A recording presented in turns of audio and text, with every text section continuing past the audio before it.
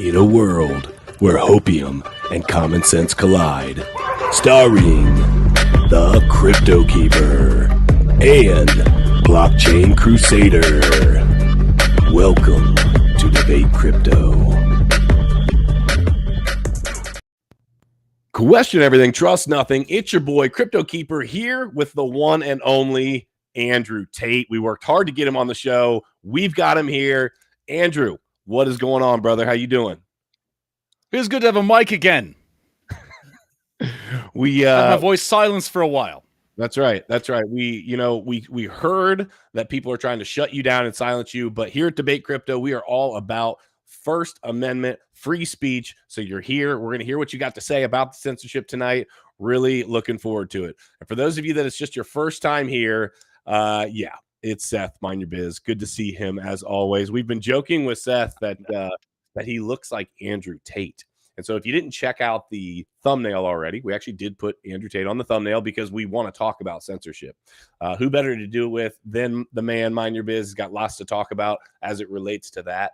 And so we thought we'd have a little fun. I actually didn't know that he was going to come on with his shirt off because this Andrew Tate, if you don't know him, he is very extra, right? And there might be some things, and we'll get into it, that you agree with, don't agree with, whatever the case may be. But he always does his interviews with his shirt off. So when Seth came on, I literally was cracking. The moment like he came backstage, I was like, he's got his shirt off. Yes. It just seemed like the right thing to do, man. That, and I mean, we're talking about censorship. Here's the thing, man. It's still, at least for a dude, if you identify as a dude, if they let you call yourself a dude, if you haven't been canceled as a dude, you might still be allowed to walk around with your shirt off. So yeah, let's try it one more day.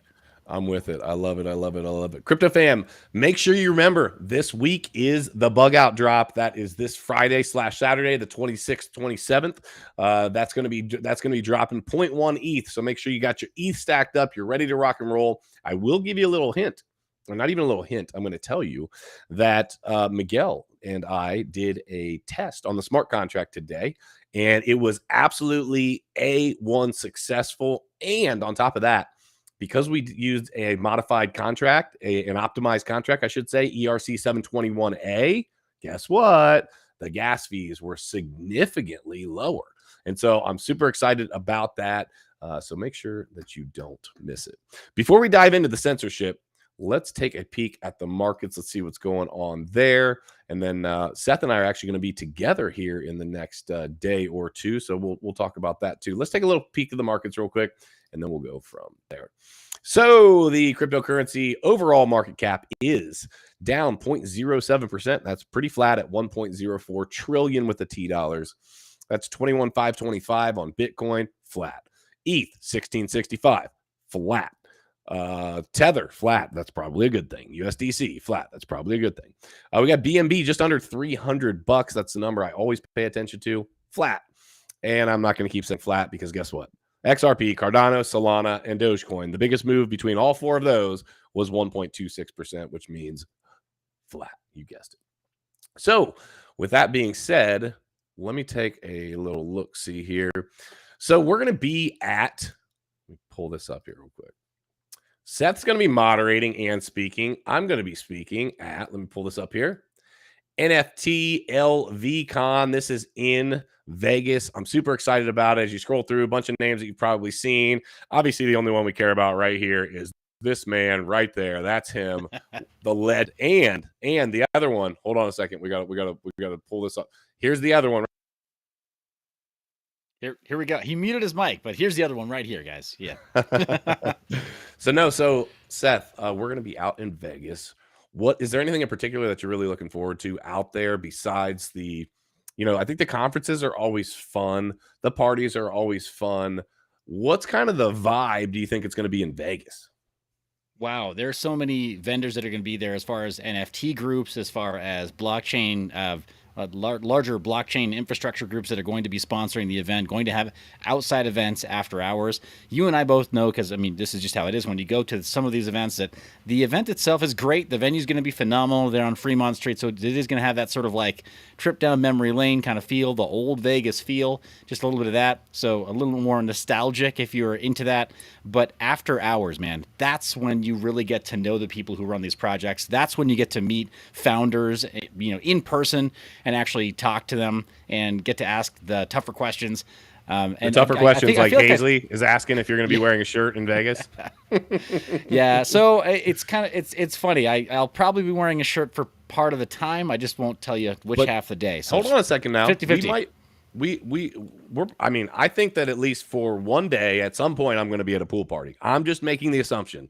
Vegas is all about the pool parties, so there's a very good chance that y'all might catch a picture with me and Seth with our shirts off. Actually, that could be a very valuable NFT. I'm going to tell you what, maybe we will talk about that down the road. So yeah, plus we're past the dog days of summer, guys. So if you're in Las Vegas right now, like it's not going to be blazing hot. So we will be at the pool for some of that time. Hold up. It's going to be 109 degrees. Have you looked at the weather? Dude. 109. Okay, now I know it's going to be dry heat. Okay. But 109 is the next like 4 days. That's what the tourism board tries to sell you. Dry heat. It's just still heat, bro. It's 109 degrees. Like, no, almost definitely going to be shirtless at some point now. So that was a great question, man.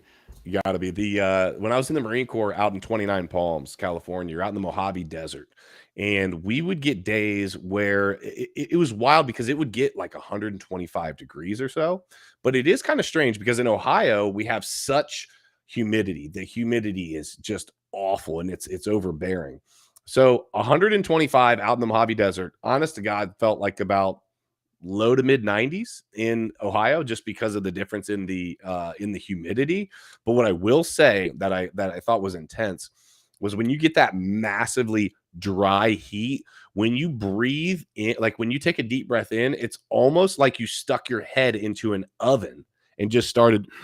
I mean, it literally dries you out like straight down your throat. It's wild. So I'm interested to see if it's going to be like that, or hopefully it's a little bit more chill than that. I sweat too much for that crap, man. I'm going to tell you, I'm going to have to wear like dark colors. I like packed accordingly so that I didn't, stay hydrated too, man. That's the thing. It's a long weekend at a conference, so all these vendors are going to try to get drinks into you for sure. Get all the water. All the water you can. That is a fact. Hey, guys, just make sure to follow us on all the socials. Make sure you're following MineUrBiz. Seth, why don't you plug? I think you've got a new channel, right? So what is the what's the handle? I do. And the fastest way to get there is to go to sub.myb.lol. I just keep that forwarded to whatever the current main channel is right now. And I've been telling my community. myb.lol.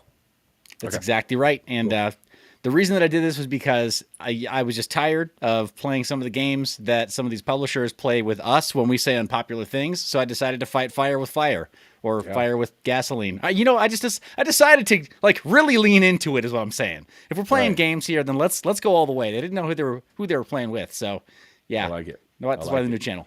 So make sure to check out Seth over there. And then on all of our other socials, obviously on Twitter as well. I'm going to pull up just real quick our Twitter. Let me pull up Twitter profile. We got both of them. We got Debate Crypto OG. We got about 2,385 followers there. And then as I click over to Danger Close Alpha, this is where we'd really, we love to have you on both, but we're really working hard on continuing to grow our community in the Danger Close Alpha community.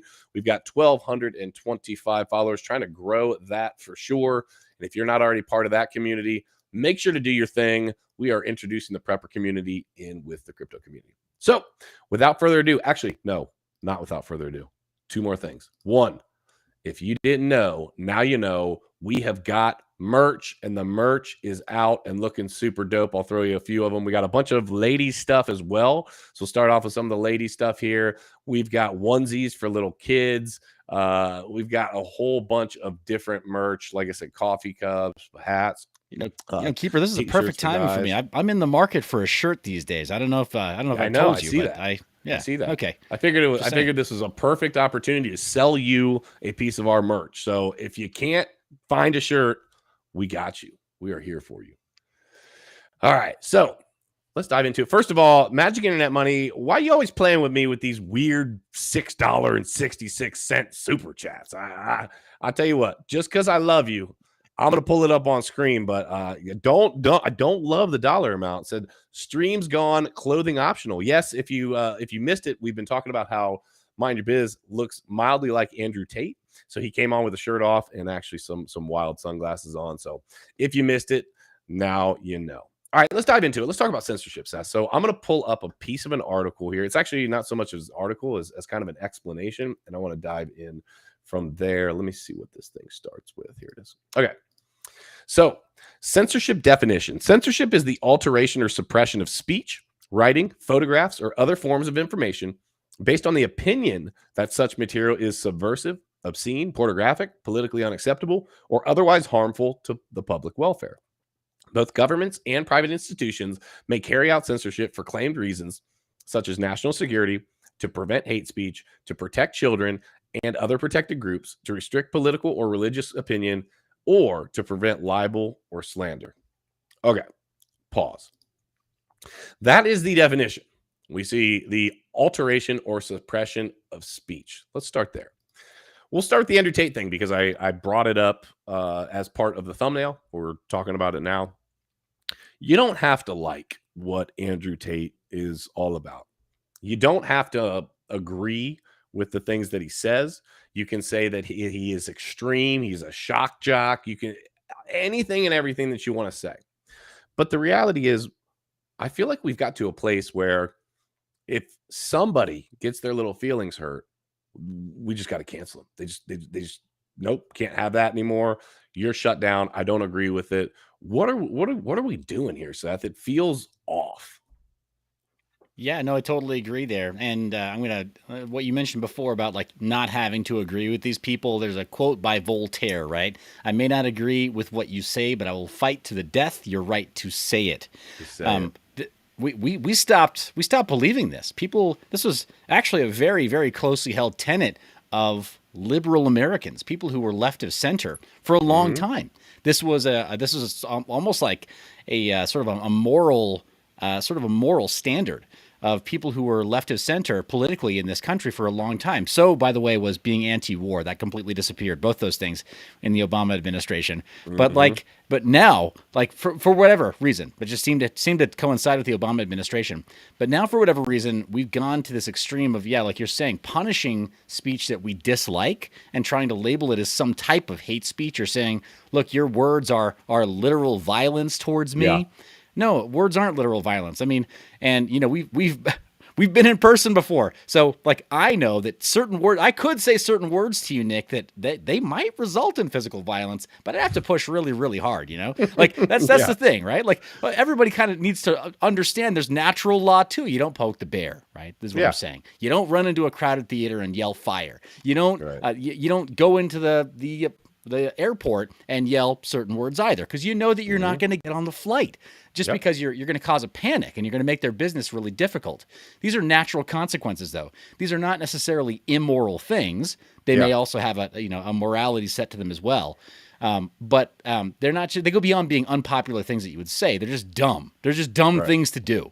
Right. So if you're not doing something that's like a really stupid thing, say whatever you want. Right. Like, I agree with you there. And beyond that, you can, I spoke to somebody today who, I'm not a flat earth guy. I'm not gonna bash people who are, but I just disagree with it. Spoke with somebody who had a very similar, hard-headed opinion, we'll say. They were very, very convinced that they just had found some truth that they needed to proselytize to me. I let them run their mouth. I let them speak their piece, because the only thing that corrects dumb speech or hate speech is more speech, the correct speech. You can't just cancel them and hope that the bad ideas go away. You have to counsel and educate them. That's my take on it. So I think something happened during the Obama years. I don't think it was Obama himself. He did a few things right. I mean, you got to give the man credit where it is due, if there's any credit due. But something happened to America during those years where we just, like, our skin got really thin. And now, we don't believe in educating or counseling with each other, or reasoning with each other. We just want to shut it all down. I don't know why. Yeah, it's rough, man. So for those of you that have been following us for a little while, you know that we probably flirt sometimes with walking on the edge of some of the conversations that we have. Good friend of the show, Seth is definitely Rice. The people that definitely want to speak their truth. But I know Seth will agree with this. Sometimes it's scary, right? Because the reality is we're trying to build a business here. while speaking our truth, and the business has the ability to be shut down. Hotep, I heard Hotep talking earlier today. I don't know if you, I'm sure Seth, you probably know Hotep, but Hotep Jesus, he goes on with Wendy quite a bit. They have a combined show together, and he does mostly all political stuff. We've had him on the show before. I heard him talking earlier today, and he said something really interesting. He said, please throw out, all the super chats that you can, because I get demonetized from almost every stream. So that's one way you can support me. And at first it rolled through, and I was like, oh yeah, obviously we want the man making some money. And then it hit me. I was like, wait a minute.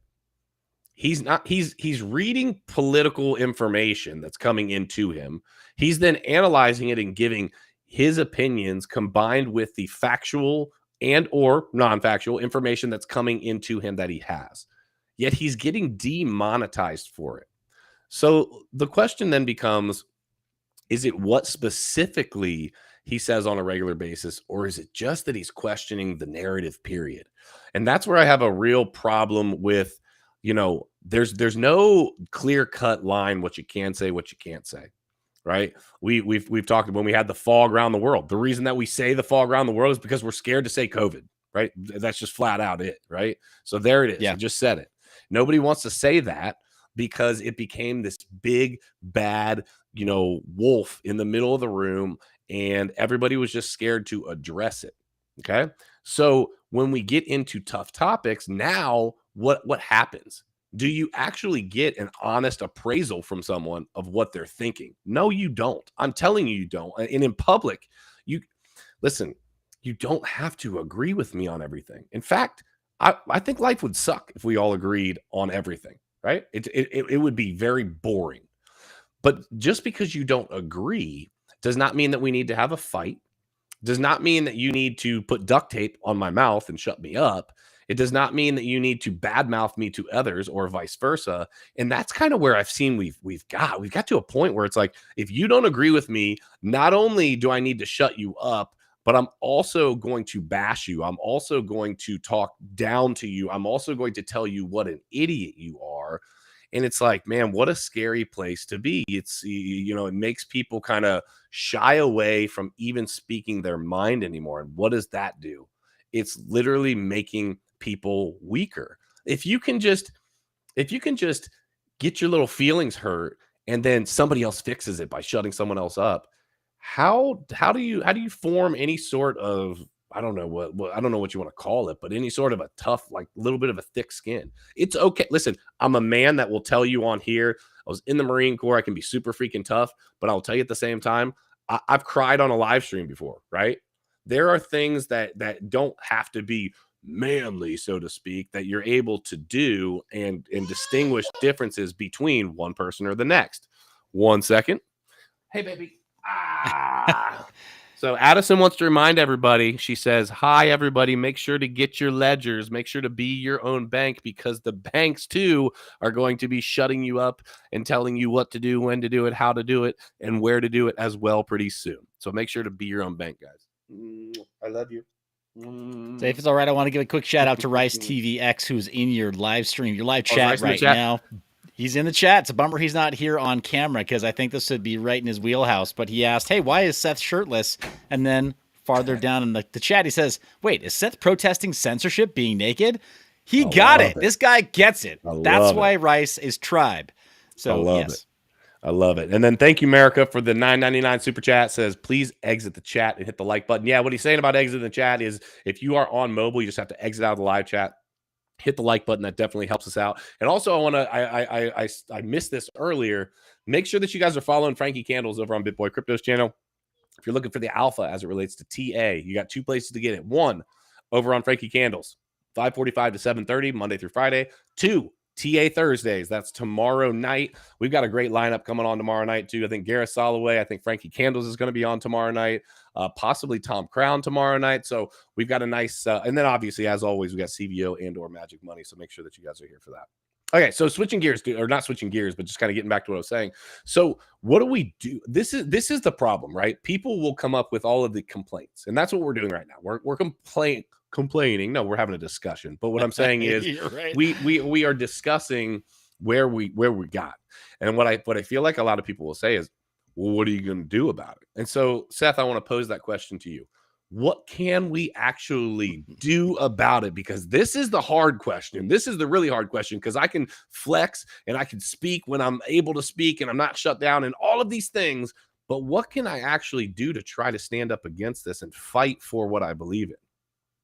Well, I appreciate you asking my opinion on it. First off, I'm still kind of blown away that anybody even tunes in to listen to me talk ever. Right? It's like, wow, this is the thing. If you had told me 30 years ago that this could be my life, I don't know if I would have believed you. You know what I mean?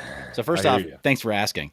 But like, how do we fight this? I think one of the first things that is important to me when I make a new contact, somebody who I actually care to communicate with outside of an environment like this. And Rice knows because he's on this short list of people. You know because you're on the short list of people. Blood, Trek, a few other people who I actually associate with outside of this kind of environment in public. Yeah. What app did I ask you to contact me on, Nick? What do we most frequently talk on? We talk on Signal. Yep, we do. Yeah, we use encrypted chat, and there's nothing. Thank goodness, there's nothing illegal about it today. We were saying that about Tornado Cash a month ago, and that changed with the stroke of a pen. So hopefully, Signal doesn't become outlawed, and other encrypted messengers like Session Messenger don't become somehow outlawed because of some change in policy. But encrypted messaging, not email. Yeah, Proton Mail's okay. It's all right. PGP works for email. It's not broken. And I can, if you want, we can do something tactical where I show your audience how to use PGP, even on Gmail. You can make Google servers send encrypted messages for you for free. Really? But yeah, it's great, man. Hacking, it's the new hacking, right? It's great. So you can use encryption today to encrypt those messages, but use an encrypted messenger to just talk to people. In my opinion, that's how you protect your private speech, first off. Because if you can't say anything at all, like you're saying, if you can't discuss any ideas at all, then to anybody without fear of reprisal, then your behavior will change. That is behavior modification 101. Like you put kids in those like scared straight type units where you throw them in with a retired DI and they try to like wake the kids up at the crack of dawn and put them through PT and get all in their face and stuff. Like once they know they're being observed, their behavior is modified. And in certain situations, fine. But for everybody, every waking hour of their life, and with every conversation, no, that's inappropriate. That's totalitarianism.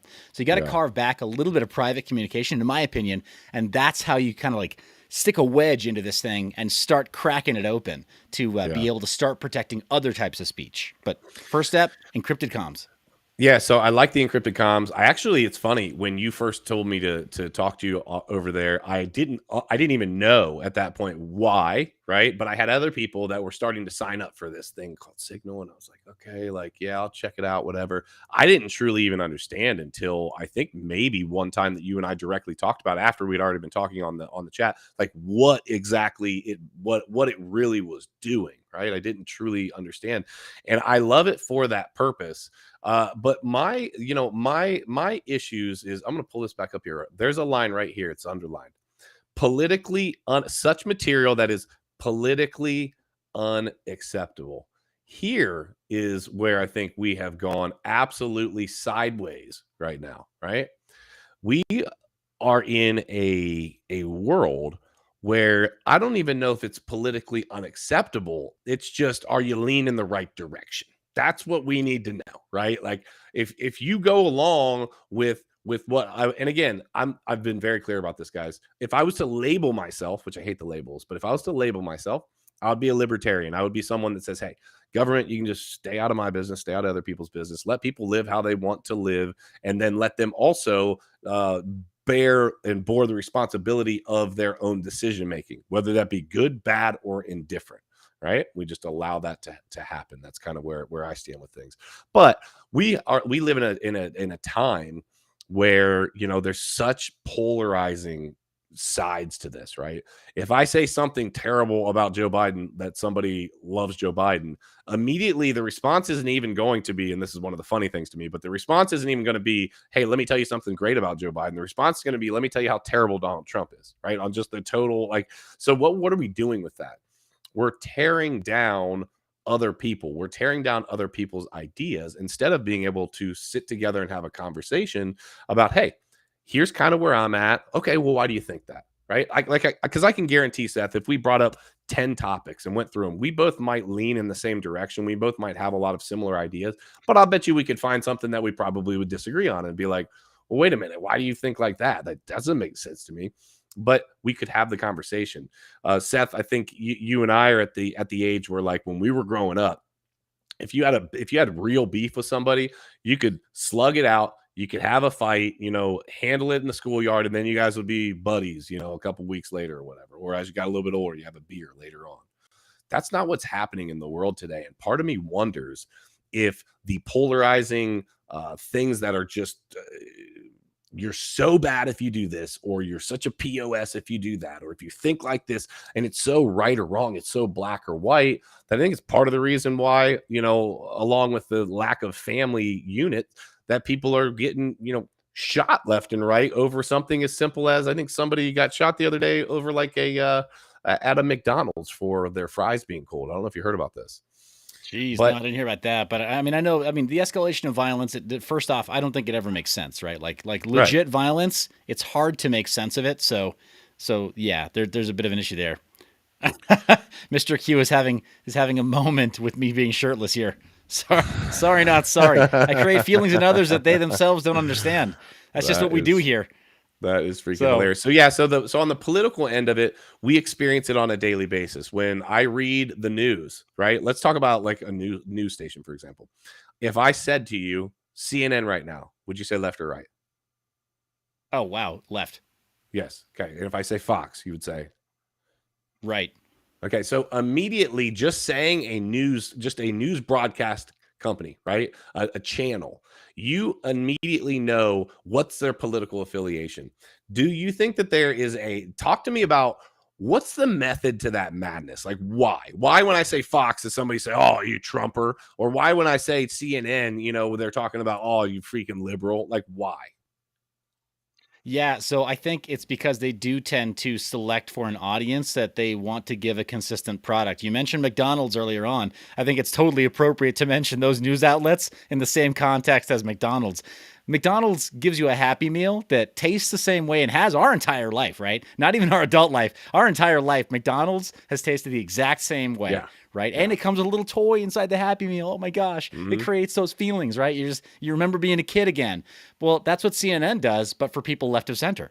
You show up, it gives you the same format of news, the same type of news with the same general worldview. And you know what? Sometimes you even get a little surprise inside, like a Happy Meal toy. Sometimes you get to see a celebrity, or you get to see a politician who's reinforcing those views that you like. You move over to the right side, right? With Fox. Same deal, same old crap, same little Happy Meal ideology stuffed into a little bag for people who will show up and pay their same $3.50 or give or take to or eat $12 the same crappy, now, exactly the same crappy ideological diet every day. That's what they're peddling, and people keep buying it, so they're going to keep making it. Yeah, and we, we continue to press into it. We continue to be a part of. We talk about how it's an issue and it's so bad for our bodies, but yet, hey, I'm going over to McDonald's. Like, what do you want? Just as an example, right? So I don't know. I guess as we move further into this and we talk about, hate speech, we talk about protected groups, we talk about political or religious opinions, libel or slander to protect children. This one that says to protect children is probably one of the ones that I have a really big problem with, because I think it's somewhere where we are absolutely failing as a country, at least for sure, protecting our children. And I think part of it is due to trying to shut people up, right? Let's talk about First Amendment and Second Amendment. Let's put them together, right? So First Amendment, we're speaking, right? And I know I got to tread care. And here's the thing. I already know right now, when I just said that I got to tread really carefully with what I'm about to say here. That's sad, because there's no reason tread left, you can tread right. You can tread wherever you want. Just don't tread on me, mother effer. Yes, exactly. I love it. And so so I know right now, even as I just said that out loud, I'm like, man, I gotta kind of watch how I say this. That's really sad. It's sad that I can't talk about in this day and age about my First Amendment rights, which is my right to freedom of speech, and then my Second Amendment, which is the right to bear arms, right? And so what I'm trying to put together here is we have this freedom of speech until you disagree with my right to bear arms. And so what do I mean by that? What I'm saying is we have a narrative that is being pushed out into our news media and pushed out to people on a daily basis, right? That says we've got to get rid of what would a pro Second Amendment, right? We have all these wild ideas coming in where like the gun manufacturers can be held can be held liable for someone getting killed with one of their guns that they manufactured. We've talked about it before. Like, what are we spoon and fork manufacturers going to be held liable for people having heart attacks? Like, no, get out of here. It doesn't make sense, right? People are killing. Tesla's not even being held accountable for their autopilot literally killing people. So yeah, exactly. How's that working out? Yeah, exactly. And so a lot of it doesn't make any sense whatsoever. And so what I'm kind of getting at is the children aren't being protected. This is kind of back to what I was getting at was like, they want to shut people up that are trying to say, hey, we have a possibility of some solutions where we could spend money in a way to protect our children.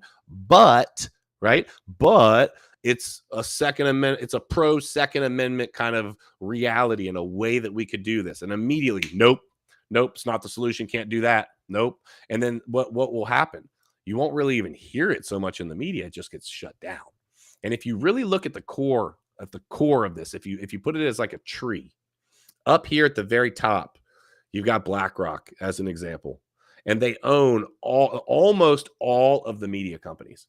And so when you have a central point that's able to disperse what information they want, think about how much power, Seth, you or I would have if every bit of information came from your lips to begin with and then dispersed from there. Now, people can take it and twist it and turn it and whatever, but if you were the absolute central focal point of where news and information came from on a daily basis, do you not think that you would have more power to sway votes, more power to be able to control people's mindsets, power to be able to push laws through, power to be able to basically do anything that you want to? Yes, you would. And I think we're in a place right now in a world that we live in that we have these massive companies like BlackRock as an example that own the news media. The news media still does push information out that is absolutely anything other than truth on a daily basis. And it puts people in a position where, hey, we're being brainwashed on a daily basis because a company has a certain set of standards and a certain set of ideas that they want to push onto you. Dude, that was a very, very intense frame. By the way, I'm like throwing you under the bus in the chat just for kicks. Guys, send this guy a super chat. I'm giving him so much grief right now. But he's catching up on this. He's like, oh, no. Shambles says, why is MineUrBiz shirtless? So Shambles, just to catch you up real quick, he looks like Andrew Tate. So we had him come on with some sunglasses on, and he decided to come on shirtless, which is very Andrew Tate-like. So we were talking about that, and it all came together, and I'm a fan. I love it. I love it. I'm just saying, man, we won't be censored. I appreciate that you're not censoring your guests either tonight. I mean, within reason, right? That's the other thing we're talking about. So having there be natural consequences to saying the wrong things. And with the frame that you gave before, like asking that question, like what would happen if you were able to just sort of know that you could broadcast reliably out to all these people and have your words not be altered? Maybe they'd be misconstrued because you can't always rely on other people's understanding of what you're saying. So there's always that risk when it comes to addressing people in public, just, choosing your words wisely or unwisely, right? There are natural consequences for being misunderstood or for coming at people a little aggressively, right? In public. Mentioned it before, making a joke about it, right? Like having words with someone, air quotes, having that escalate into something. Yep. But sometimes people imagine some kind of offense from you when there really is none, right? Yeah. So even with that perfect ability to just broadcast, if I had the ability to, take over the Amber Alert system and send everybody in the United States a text, right? Because I knew I could push it out to their phones. There's still a pretty good bet that there'd be a large percentage of people that just misunderstand what I'm texting them. If it were in any way political or in any way, a hot button topic, if I came down on one side of it, pretty good bet that about 50% of the people I sent that message to would say, nope, this guy's an idiot. I hate you. And also, where do you live? So I can go leave flaming dogs of But don't you think social media, Don't you think social media has propagated that problem right there? The problem that you just said right there, where people immediately are like, nope, this guy's an idiot, shut it down, da, da, da, da, da, and then boom, and spit it out. Talk to me real quick. We've got about 5 more minutes or so. Talk to me about why social media has propagated this problem and pushed it so much farther than maybe it ever was before. Oh, Nick, I don't know if they're ready. Are you ready? I'm ready. I got something. Let's go. I got a nuke here, man. We Okay. this is gonna go well below the surface here. We're gonna we're gonna bust the bunker below the bunker on this one. All So right, not a grenade, nuke, hit it. yes. So we started out in Web 1 really with the purest of intentions, being able to publish, right? If you had the skill set, being able to publish, say what you feel. Yes, IP logs were able to betray your location. So if you said something that legitimately sounded crazy or harmful, the authorities could get to you, right? They could touch you if they needed to, right? Literally reach out and put you in the paddy wagon. But we moved into Web 2.0 with the read and write, right? Where the average person could use a microblogging platform like Facebook. And in the early days, again, purest of intentions, contact your family, post photos of your kids so that people who don't live close to you can see it, but also voice some of your opinions. Right. And that was fine for a while. And again, the purest of intentions, but some family units did break down. Extended relationships did kind of suffer a little bit because you had that person that was a little too far right of center or left of center voicing their opinion on the hot button topics. And then, that crazy uncle or that crazy aunt, they weigh in the comments section and right, emotions get heated and then the words get heated. And then all of a sudden somebody's no longer invited to the family reunion, right? So we started to see that divide in that first iteration of Web 2.0. But then the second iteration of Web 2.0, I'll just call it Web 2.5. That's actually where we live right now. We're not quite fully in Web 3.0 with all these new tech, even with blockchain, and we're not quite out of Web 2, the original version of it. But we are somewhere in between where it's heavily curated and it's heavily automated through the use of algorithms. That's where we totally went off the rails. I don't think it's a coincidence. I mentioned before, it happened to coincide with the Obama administration. How did Obama get into office? He dominated Twitter and the Twitter algorithms. He slayed at Facebook, at least for his second term. He crushed Facebook. And he was able to do things that no other president in the history of the United States was able to do because of those platforms. But it was kind of Web 2.5. It wasn't just him. It was also the fact that there were algorithms leading users of these platforms to specific types of content, but then also people who maybe didn't follow those ideologies, they were kind of being force-fed that stuff too. So if you were right of center and Obama wasn't your guy, guess who you were seeing ads for anyway? Yeah, that guy. Even though he wasn't your guy, even though you may not have been voting in the DNC, you may not have cared about who their candidate was, you still saw all of the Obama ads. They were being served to you to try to catch that swing vote. So we do have, unfortunately, we've got tech activism, right? We've got Silicon Valley activism happening. And it's been happening for the last, we're going on 10 years now. So we've got a decade of brainwashing on a massive scale that's been happening through, and it happens when we're asleep, right? 24/7 because algorithms run on servers that never have downtime.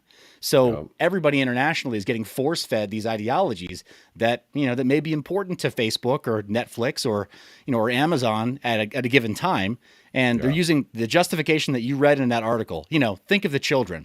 Yeah, I am thinking of the children. I'm thinking I don't want them brainwashed by these big tech companies. But because they control these platforms and they write the algorithms, then whatever they think is important at the time is what's going to get reinforced. So I realize that isn't exactly a nuke, but at the same time, most people don't think about how it's the tech companies that have turned activist. That's been the problem. It's for sure. When I grew up, when I was watching basketball, as an example, like Michael Jordan he wasn't up on a political stage. Now, if you watch, NBA basketball, you get it. LeBron James is the political activist and doing all these whatever, right? And so what I've seen happen is we have these people that own these tech companies. They are under the thumb of the government to follow the rules and play by the rules that they want you to play by, right? They're making obscene amounts of money, so they have to play by the rules to continue to, be able to do what what they want to do to be able to make that obscene amount of money. And I think it's scary because then they hire people that also have the same ideals. And then let's go one step further. Now we have the fact checkers. And the fact checkers aren't checking facts. The fact checkers are checking which way their ideology pushes them. And so, and that's again, a fact.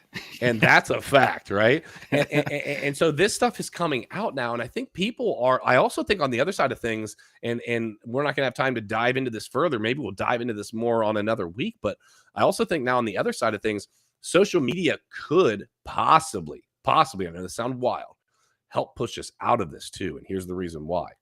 If depending on what feed you're getting fed on TikTok, I will tell you mine is going to be definitely right leaning and whatever else, right? But the information that's coming through, there's actually a lot of really good information that's coming through, teaching people about personal finance. And actually, like, I have a lot of educational stuff that comes through mine, and things that I never learned in school, things that, like, my eyes are open and I start to understand. How does the Federal Reserve work?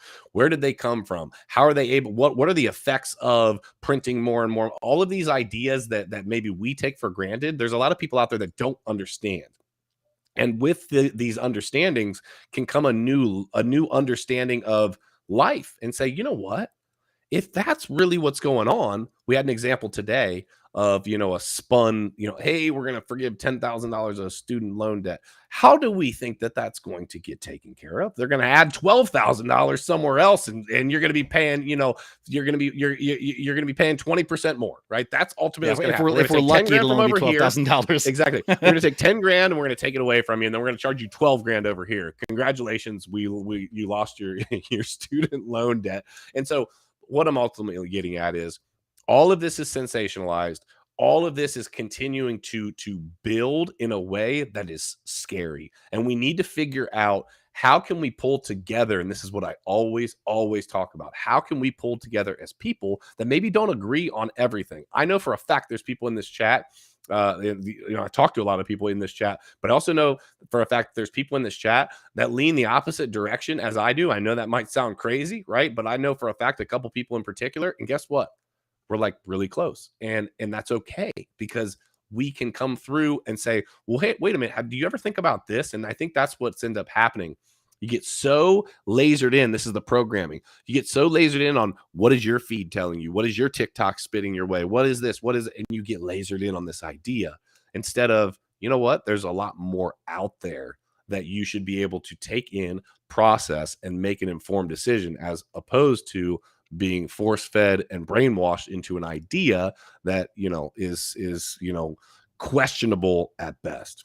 And so, Crypto fam, we don't listen. This is a crypto-centric channel. We talk politics and we talk ideas like this all the time because they matter, because they ultimately are going to press forward what those policies, those economic policies moving forward look like. They're going to evolve and change what your children and how your children are raised. There are questions that we pose here that could have long-lasting effects on our society, and they are important. So make sure that you understand that your words do have power, right? That's one thing for sure. That you have the ability to do something different and to make a decision that's on your own and with your own mind, not just but what's been being fed to you. But you also need to understand, and this is the big one, to actually have an open mind. You might be right. You might be left. But the reality is, the one thing that you're not is right all the time. When I say right, I mean correct. You're not going to be correct 100% of the time. And there is room for, hey, you know what? I actually think I was wrong about that, and let me restructure kind of my opinions on this matter. And at the point that we're able to kind of come to the agreement that I don't know everything, maybe someone else that thinks a little bit differently than me can help me get through this and maybe give me a better understanding, that I can get educated and maybe come to a better conclusion or a different conclusion, I think it's important. I think it's super important. And until somebody can come on to our show with their shirt off, ready to rock, smoke a cigar, talk any kind of craziness they want without us having to worry about being demonetized, that is a United States that I am looking forward to be in. And the scary thing is, I think we're headed in the opposite direction. We're headed in a way that says, hey, you got to do and say as I, do as I say, not as I do a lot of times, but you got to do what I say. So, Seth, do you have any parting words before we jump off here, brother? No, just to reinforce what you're saying, I think it makes a lot of sense to try to be level-headed and try to be open-minded, but not so open that your brain falls out, and not ever thinking that somehow you're going to learn more by getting people to talk less or censor specific individuals because you feel threatened by some new information. If it's not lewd, if it's not lascivious, if it's not endangering people through that, again, common sense, natural law, right, inciting violence or actually calling for violence, then yeah, I would just double down on that. Ask people to just keep a slightly more open mind and keep the conversation going. Don't shut it down. I love it, dude. I love it. Well, Crypto Fam, you already know what time it is. You could be anywhere, but you are here on a Wednesday night. We are going to be in Vegas coming up these next few days. So make sure if you're in the Vegas area or if you just want to grab a plane ticket real quick, come out, check us out. We're going to be having a great time there. We're going to be speaking, going to be doing some MC type stuff. Guys, be there. We're going to have fun. And I look forward to it. So Crypto Fam, I love you guys. We love you guys. Make sure to follow MineUrBiz. Make sure to follow us on all the socials. Jump in the Discord. Danger Close Alpha this Friday. 0.1 ETH. Get you a 3-day crypto boot camp. It gets you a private keg party. It gets you some goodies in a goodie bag. And it gets you some fun time with myself, with Crusader, and actually a number of other influencers, as much as I hate that word, a bunch of other creators. So make sure that you guys check it out. We love you. We hope you guys have a blessed evening. Just remember to question everything. Trust nothing. Until next time, hodl like it's hot. We will see you soon.